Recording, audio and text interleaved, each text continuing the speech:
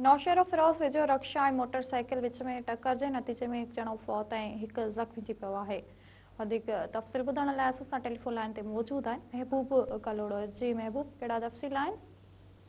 जी बिल्कुल, नौशहरा फिरोज़ वेझो full link road सॾिबो आहे, जिथे चिंकी ऐं रक्षा जेको आहे मोटरसाइकिल में ज़ोरदार टक्कर लॻण जे नतीजे में हिकु ॼणो आहे अली असकर लगारी जेको मौके ते फौत थी वियो आहे। मां तव्हांखे इहो ॿुधाईंदो हलां त जॾहिं त हादसे में हिकु सैद ग़ुलाम शबीर शाह उहो ज़ख़्मी थियो आहे।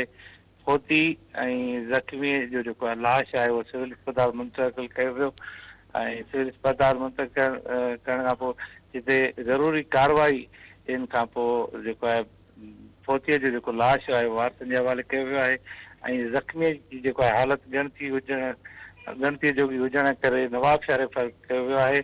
मां तव्हांखे ॿुधाईंदो हलां त ॿिए पासे क़ौमी शाहराह ते कुंडा खाई वटि ॿिनि मोटरसाइकिल में पिणु टकर थियो आहे, जंहिंजे नतीजे में हिकु औरत समेत 4 ॼणा ज़ख़्मी थी विया आहिनि ऐं जिन खे पिणु सिविल अस्पताल नौशहरा फिरोज़ आंदो वियो, जिते संदसि सुञाणप अली अकबर मेमण ऐं संदसि घरवारी, उन खां अलावा ग़ुलाम मोहम्मद ऐं रियाज़ बिरोही जे नालनि सां थी आहे।